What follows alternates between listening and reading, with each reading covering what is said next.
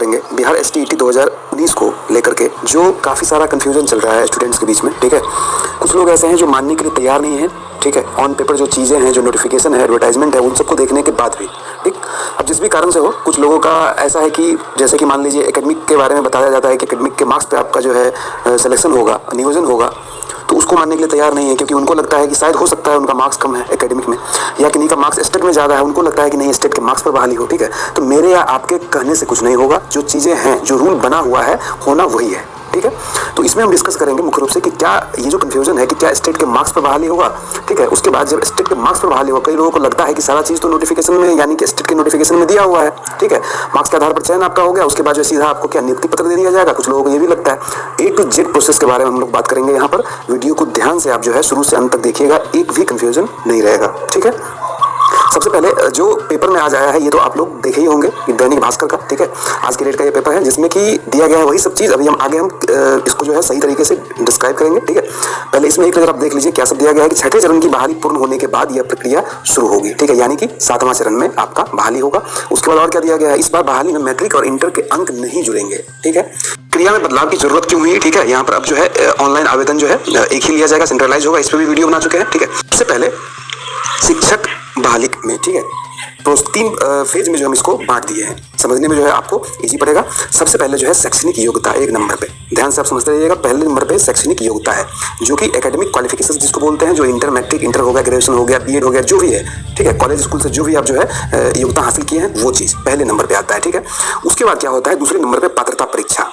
ठीक है, तो पात्रता परीक्षा में क्या है, शैक्षणिक योग्यता जिनके पास होगा, यानी कि ग्रेजुएशन हो गया, पीजी हो गया, बीएड हो गया, जो भी रखा गया है, शैक्षणिक योग्यता रखा जाता है। ठीक है, वो जिनके पास होगा उनसे जो है पात्रता परीक्षा के लिया जाएगा। ठीक है, तो पात्रता परीक्षा के लिए आपको जो है नोटिफिकेशन निकाला गया, एडवर्टाइजमेंट निकाला गया था। ठीक है, ये तो आप लोग जान रहे हैं, 2019 एसटीईटी 2019। उसके बाद क्या होता है, पात्रता परीक्षा के बाद जो होता है नियुक्ति प्रक्रिया है। तीसरे नंबर पर है नियुक्ति प्रक्रिया। ठीक है, जिसके लिए कि कोई भी नियुक्ति प्रक्रिया के लिए जो है एक रिक्रूटमेंट रूल, नियुक्ति नियमावली होता है अलग से, और उस रूल को फॉलो किया जाता है नियुक्ति करने में। ठीक है, तो तीसरे नंबर पे आता है नियुक्ति प्रक्रिया, यानी कि रिक्रूटमेंट रूल जो बना हुआ होगा उसको फॉलो किया जाएगा। ठीक है, तो ये 3 फेज में इसको बांट दिए। अब फेज वाइज में चर्चा करेंगे 1 से 3 तक। सबसे पहले 1 नंबर पर चलिए, तो शैक्षणिक योग्यता। शैक्षणिक योग्यता में आप लोगों को पता ही है कि हाई स्कूल में जो है आपसे मांगा गया था स्नातक प्लस बीएड हाई स्कूल का टीचर बनने के लिए, और +2 में बनने के लिए जो है आपको स्नातकोत्तर यानी कि पीजी प्लस बीएड मांगा गया था। ठीक है, और एक्सेप्शन है इसमें, कुछ सब्जेक्ट है जिसमें कि बीएड का जरूरत नहीं है, तो आपको स्नातक या स्नातकोत्तर के बेस पे ही आप अप्लाई कर सकते हैं। तो वो सब एक्सेप्शन है, जिसमें कि आपको कंप्यूटर साइंस हो गया, म्यूजिक हो गया, ये सब है। ठीक है, ये हो गया पहला फेज। सेकंड नंबर पे आप आते हैं। सेकंड नंबर पे क्या है कि पात्रता परीक्षा, 2 नंबर पे। ठीक है, यही से कंफ्यूजन शुरू हुआ है। ठीक है, 2 नंबर पे क्या है, पात्रता परीक्षा के लिए ध्यान दीजिएगा यहाँ पर कि नोटिफिकेशन, एडवर्टाइजमेंट जो बीएसईबी के द्वारा निकाला गया था। ठीक है, कोई भी एग्जाम होता है उसका एक नोटिफिकेशन होता है, उसमें बताया जाता है आपको कि हम कैसे आपको सिलेक्ट करेंगे। ध्यान दीजिएगा कि कैसे आपको हम चयन करेंगे, चयन का प्रक्रिया कैसे होगा, किस तरह से हम एग्जाम लेंगे, उसका पैटर्न क्या होगा, कैसे हम सेलेक्ट करेंगे मेरिट वाइज आपको, ये सब चीज़ का उसमें जिक्र रहता है। तो उसका नोटिफिकेशन आपको पात्रता परीक्षा का एक निकाला गया, जिसमें योग्यता, यानी कि पहले नंबर पे जो हम बताया है आपको कि शैक्षणिक योग्यता वाला जो बात बताया है 1 नंबर पे, वो चीज़ आपको सेकंड में जरूरत था। ठीक है, उसमें जिक्र था कि योग्यता जिनके पास होगा शैक्षणिक योग्यता, पहले नंबर वाला शैक्षणिक योग्यता जिनके पास होगा वो पात्रता परीक्षा के लिए एलिजिबल होंगे। ठीक है, अभी तक क्या था कि अब तक, यानी कि 2012 में जो एसटीईटी आपका हुआ था, उसमें क्या था कि कट ऑफ पार करने वाले सभी लोग क्वालिफाई कर जाते थे, यानी कि क्वालिफाई करवाया जाता था उनको कि मिनिमम जितना भी, मान लीजिए 45%, 50% जो भी रखा गया है। ठीक है, वो मिनिमम मार्क्स यदि आप स्कोर कर लेते हैं तो आप जो है क्वालिफाई कर जाएंगे। 2012 में ऐसा ही हुआ।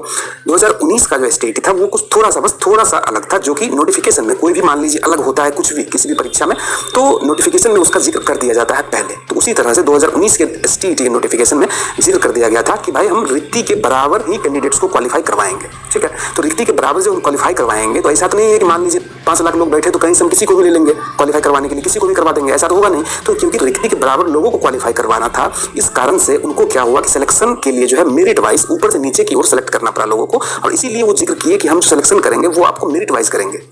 ठीक है, मेरिट वाइज जो है हम चयन करेंगे ऊपर से नीचे की ओर, ये जिक्र किया गया। ठीक है, उतना ही लोगों को क्वालिफाई करवाएंगे, जहां पर उतना लोग ऊपर से नीचे को खत्म हो जाएगा वहां पर हम रोक देंगे, उतना ही लोग को सिलेक्ट करेंगे। तो बस इतना ही नया था इसमें। ठीक है, बाकी पात्रता परीक्षा बस वैसे ही का वैसे ही है ये। तो नोटिफिकेशन में आपको देखिए एक नजर में क्या दिया गया था यहाँ पर। ठीक है, ये विज्ञप्ति है आपका, यानी कि एडवर्टाइजमेंट है 2019 परीक्षा के लिए। ठीक है, पात्रता परीक्षा 2019 के लिए था। चयन प्रक्रिया इसमें क्या था, यानी कि सिलेक्शन, जो एग्जाम क्वालिफाई करेंगे। आप ध्यान दीजिएगा यहाँ पर एग्जाम, यहाँ पर कहीं जिक्र नहीं है नियुक्ति का। ठीक है, कि ये आप पास करेंगे, आपको सीधे हम नियुक्ति पत्र दे देंगे, जो लोग क्वालिफाई करेंगे। कहीं पर आप देख लीजिए पूरे एडवर्टाइजमेंट को खोल करके कि कहीं भी जिक्र है नियुक्ति पत्र का कि आपको सीधे नियुक्ति दिया जाएगा, आप सिलेक्ट हो जाएंगे। तो ये सिर्फ चयन का है, इस परीक्षा में चयन आपका कैसा होगा, कैसे होगा, इस चीज का जिक्र किया गया है। और चयन कैसे होगा आपका, देखिए यहाँ पर दिया गया है कि न्यूनतम उत्तीर्णांक प्राप्त करने वाले सभी अभ्यर्थियों का उच्च प्राप्तांक से न्यूनतम प्राप्तांक की ओर, मिनिमम तो आपको लाना ही है, मिनिमम जो कट ऑफ है 45-50 उसको तो आपको पार करना ही था। उसके बाद क्योंकि सीट्स के बराबर लोग क्वालिफाई करेंगे, सीट्स के बराबर, इसीलिए ठीक है ऊपर से नीचे की ओर जो है उपलब्ध रिक्तियां कराए जाने के बाद, ठीक है कोटिवार पद का विवरण उपलब्ध कराए जाने के बाद कुल पद के बराबर अभ्यर्थियों का विषयवार एवं कोटिवार मेघा सूची तैयार किया जाएगा। ठीक है, तो मेघा सूची तैयार किया जाएगा, यानी कि देखिए मेरिट लिस्ट। ठीक है, तो मेरिट लिस्ट ऊपर से नीचे की ओर वही है मेरिट लिस्ट आपका। यहाँ पर लोग समझ रहे हैं कि मेरिट आपका जो है बस बन गया, आप क्वालिफाई कर गए, बस सीधे आपको नियुक्ति पत्र दे दिया जाए और ज्वाइन करवा दिया जाए, ऐसा नहीं है। ठीक है, अभी आप देखेंगे क्लियर हो जाएगा आपका जो है, ये सिर्फ एग्जाम क्वालिफाई STET का जो एग्जामिनेशन था उसको क्वालिफाई करवाने के लिए ये चीज है, ये चयन प्रक्रिया है, ये सिलेक्शन प्रोसेस है आपका। ठीक है, कैसे आपका चयन इसमें होगा। उसके बाद तीसरे नंबर पर अब आता है नियुक्ति प्रक्रिया। अब आता है आपका नियुक्ति प्रक्रिया तीसरे नंबर पे। तो नियुक्ति प्रक्रिया यानी कि 3 नंबर। तो पीछे हम पहला और दूसरा नंबर का चर्चा किए, पहले में क्या था शैक्षणिक योग्यता, दूसरे में हम चर्चा किए पात्रता परीक्षा। ठीक है, तो अब इस तीसरे में क्या है, अब जो यानी कि रिक्रूटमेंट रूल, ठीक है नियुक्ति नियमावली इसमें फॉलो होगा नियुक्ति प्रक्रिया में। ठीक है, आपका जो नियुक्ति होगा तो इसमें क्या क्या चाहिए, योग्यता इसके लिए क्या है, पहला होना चाहिए सबसे पहले जो शैक्षणिक योग्यता था आपका एकेडमिक क्वालिफिकेशंस, दूसरे नंबर पे पात्रता परीक्षा आप उत्तीर्ण होना चाहिए, जिसका हम पीछे चर्चा किए।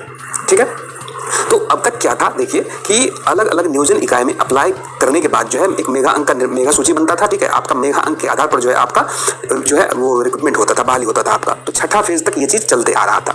अभी क्या है चर्चा में चीज कि 7वां फेज जो होगा, ठीक है जैसे आपका छठा फेज में अभी तक हुआ है वैसे ही अब अगला जो फेज होगा वो 7वां फेज होगा। ठीक है, नियुक्ति प्रक्रिया के लिए। और उस 7वां फेज में यानी कि 21-22 जब भी होता है, ये मान लीजिए 7वां फेज जो है संभावित है, उसमें सेंट्रलाइज तरीका से, जैसा कि पेपर में भी दिया गया है, ठीक है बार बार जिक्र हो रहा है इस चीज का कि सेंट्रलाइज तरीके से जो अलग अलग नियोजन इकाई में आप जाकर के अप्लाई करते थे वो नहीं करना पड़ेगा, सेंट्रलाइज तरीके से आपको अप्लाई करना पड़ेगा और फिर से मेगा अंक आपका बनेगा ही। वो प्रक्रिया जैसे है, ठीक है नियुक्ति नियमावली में जो दिया गया है वो है ही, मेगा अंक के आधार पर ही आपका चयन होगा। और ये मेगा अंक को जो है उस स्टेट से कोई लेना देना नहीं है।